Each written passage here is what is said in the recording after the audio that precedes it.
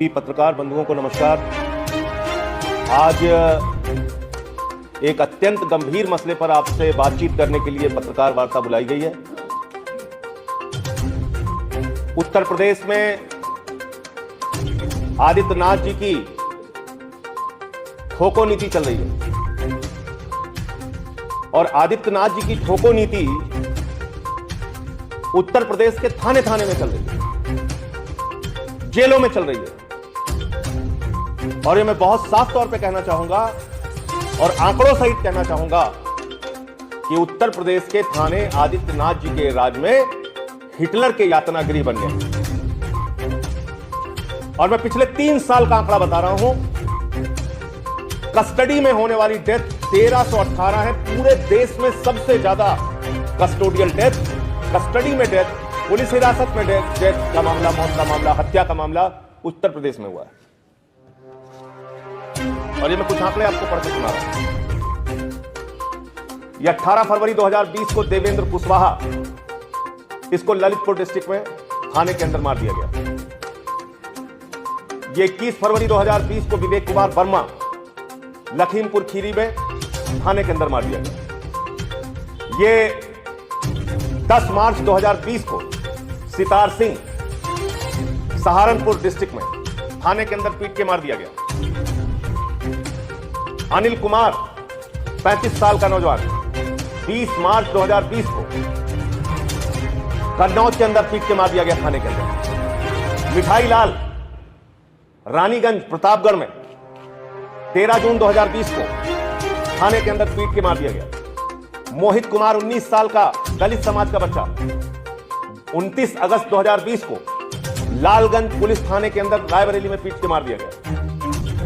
वाजिद अली, श्रावस्ती में 4 सितंबर 2020 को थाने के अंदर पीट के मार दिया गया। शमशेर, गाजियाबाद में थाने के अंदर पीट के मार दिया गया। सूरज पांडे, 22 साल का नौजवान, 12 नवंबर 2020 को थाने के अंदर पीट के मार दिया गया उन्नाव में।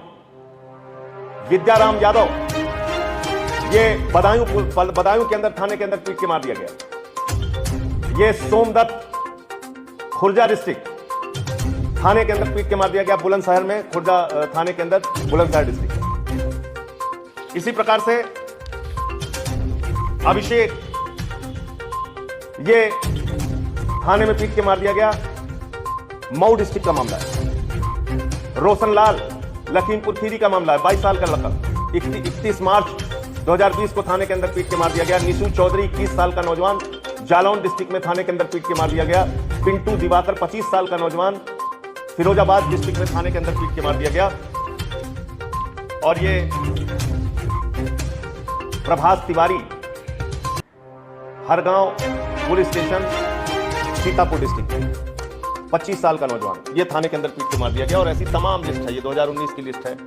पिछले 3 साल के अंदर उत्तर प्रदेश में 1318 लोगों की मौत, हत्या थाने के अंदर, जेलों के अंदर, हिरासत के अंदर आदित्यनाथ जी के राज में कर दी गई। कोई जवाबदेही सरकार की नहीं है, किसी भी प्रकार की जवाबदेही सरकार की नहीं है। और मैं कहना चाहता हूं कि इसमें नाम आप पढ़िएगा, जो सरकार हिंदू मुसलमान करती है, नामों को आप पढ़िएगा।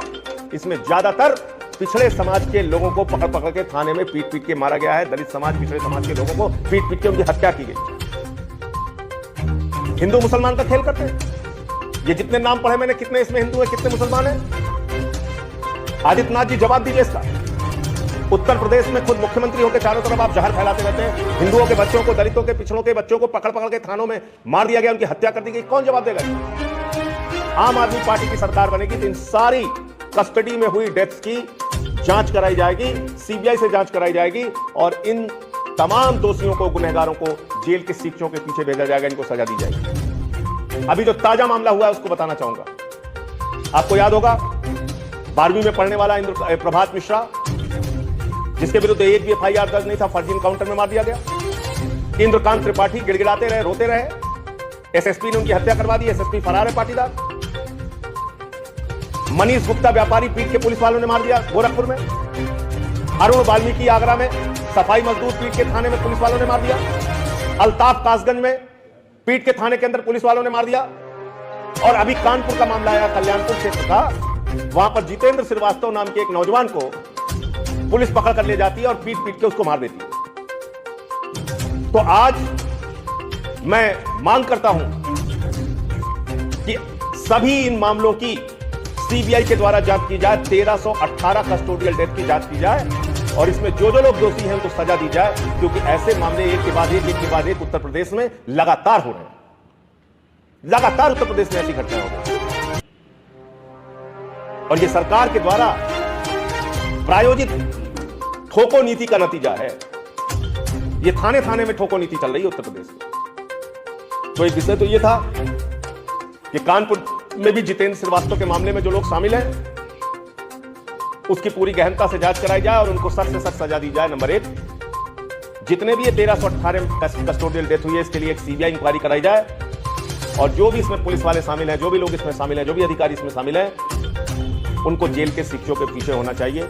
यह आम आदमी पार्टी की मांग है। दूसरा विषय, कल आप सब लोगों ने देखा होगा कि हमारे मुख्यमंत्री जी चुनाव लड़ने से पहले ही पैदल कर दिए गए। चुनाव लड़े नहीं, उनको छोड़ दिया गया बीच मझधार में। आलीशान गाड़ी में देश के प्रधानमंत्री बैठ के चलते हैं, उनकी गाड़ी खाली होती है और उसके पीछे 24 करोड़ लोगों के द्वारा चुने गए मुख्यमंत्री उत्तर प्रदेश के, जो देश के सबसे बड़े सूबे के मुख्यमंत्री हैं, योगी आदित्यनाथ जी गाड़ी के पीछे पीछे चल रहे हैं। मेरे आदित्यनाथ जी से 1000 मतभेद हो सकते हैं, लेकिन वो देश के सबसे बड़े सूबे के मुख्यमंत्री हैं, 24 करोड़ जनता के मुख्यमंत्री हैं। उनको चुनाव से पहले पैदल कर दिया मोदी जी ने, पीछे पीछे चल रहे हैं वो गाड़ी के। ये दृश्य देखकर लोगों को खराब लगता है। ऐसी दशा अगर उत्तर प्रदेश की मुख्यमंत्री की चुनाव के पहले हो गई है तो चुनाव के बाद क्या होने वाला है इसका अंदाजा लगाया जा सकता है। पूरे केंद्रीय नेतृत्व ने आदित्यनाथ को सड़क पर छोड़ दिया है, पैदल छोड़ दिया है। इसके साथ साथ क्या हो रहा है वो मैं आपको बताना चाहूंगा। आज मोदी जी की सभाओं में, भारतीय जनता पार्टी की सभाओं में भीड़ नहीं हो रही, तो नया तरीका भाजपाइयों ने निकाला है। मैं भी उत्तर प्रदेश में पला बढ़ा, आज तक मैंने कभी नहीं देखा कि जिला अधिकारी बसों से जनता की भीड़ जुटाए। जिला अधिकारी बसें लगाकर जनता की भीड़ जुटा रहा है देश के प्रधानमंत्री के लिए और बाकायदा चिट्ठी लिख रहा है। ये देखिए, ये सुल्तानपुर के जिला अधिकारी की चिट्ठी है और इन्होंने लिखा है कि 2000 बसों की आवश्यकता है समीपवर्ती जिलों से जनता को भीड़ जुटाने के लिए। 2000 बसों की जरूरत, 2000 बसों की जरूरत। ये किस अधिकार से उत्तर प्रदेश की सरकार प्रधानमंत्री के कार्यक्रम में हजारों बसें लगाकर भीड़ इकट्ठा कर रही है? आज मोदी जी को सुनने को नहीं आ रहा है। आज महंगाई के कारण भीड़ इकट्ठा हो रही है आपकी रैलियों सभाओं में, तो आप सरकारी पैसे से, जनता के टैक्स के पैसे से, जो पैसा उत्तर प्रदेश की जनता ने अस्पताल बनाने के लिए, स्कूल बनाने के लिए, सड़क बनाने के लिए, बिजली पानी के लिए आपको दिया है, वो पैसा आप भीड़ जुटाने के लिए इस्तेमाल कर रहे हैं। ये मोदी जी की रैलियों के लिए पैसा दिया गया है। दूसरी ये चिट्ठी है महोबा के जिलाधिकारी। ये कोई योजना का शुभारंभ करने के लिए 19 नवंबर को आ रहे हैं प्रधानमंत्री मोदी जी, और ये वही जल जीवन मिशन है जिसमें हजारों करोड़ के भ्रष्टाचार का मामला मैंने उठाया था, प्रमाण सहित, जिसमें लोकायुक्त का नोटिस भी हुआ है। और अब देखिए, इसमें भी 1600 बसें उत्तर प्रदेश की जनता की गाढ़ी कमाई के पैसे से मंगाई जा रही हैं मोदी जी के लिए भीड़ जुटाने। ये सिंचाई विभाग का पैसा इसमें लगाया जा रहा है। ये उत्तर प्रदेश की जनता का पैसा है। वो किसी विभाग में जो पैसा है वो उत्तर प्रदेश की जनता का पैसा है। तो ये किस अधिकार से किया जा रहा है? मैंने तो आज तक नहीं देखा कि 2000, 1600, 1500 भीड़ इकट्ठा करने के लिए बसें लगाई जाएं। आदित्यनाथ जी, जो उत्तर प्रदेश के खजाने में पैसा है, ये भारतीय जनता पार्टी का खजाना नहीं है, ये उत्तर प्रदेश की जनता की गाढ़ी कमाई का पैसा है। इन पैसों से रैलियां करना बंद कीजिए। 40 लाख रुपए अमित शाह की रैली सभा कार्यक्रम में आजमगढ़ के अंदर निकाल लिया जाता है। तो अगर भारतीय जनता पार्टी, जो पूंजीपतियों की पार्टी है, हजारों करोड़ रुपए चंदा अपने अकाउंट में रखती है, अगर वो बिल्कुल कंगाल हो गई है तो लोगों से चंदा ले लो, लेकिन उत्तर प्रदेश की जनता का पैसा, उत्तर प्रदेश की जनता के टैक्स का पैसा प्रधानमंत्री मोदी की रैली में खर्च नहीं होना चाहिए। ये बिल्कुल गलत काम किया है और इस पर कार्रवाई होनी चाहिए। किस अधिकार से इन्होंने ये काम किया? मुझे इन 2 विषयों पर अपनी बात कहनी थी। आपका कोई और सवाल हो तो आप पूछ सकते हैं।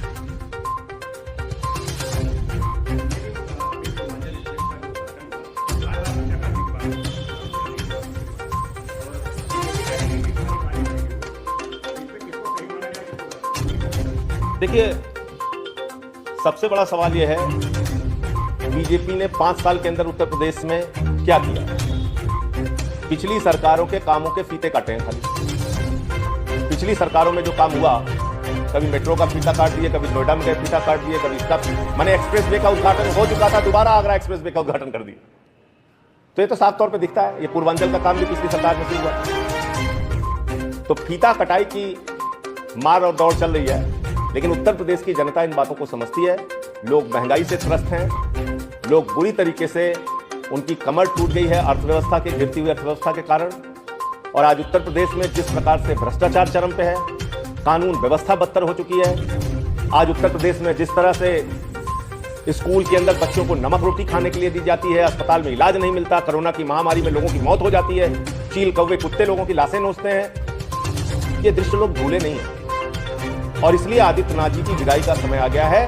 उनको उत्तर प्रदेश की जनता सत्ता से विदा करेगी, हटाएगी और बुरी तरीके से उनको पराजित करने का काम करेगी। संजय जी, कहीं प्रयास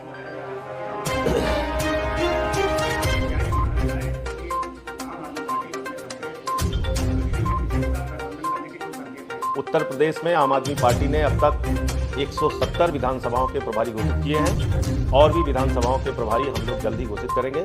और चुनाव में अकेले लड़ने का निर्णय आम आदमी पार्टी ने लिया है। 28 नवंबर को हमारी रोजगार गारंटी रैली है। अभी फिलहाल बिजली 300 यूनिट बिजली फ्री करने का जो हमारा अभियान है, उसको लेकर हम डोर टू डोर कैंपेन कर रहे हैं। तो हम अपने काम पर फोकस करेंगे।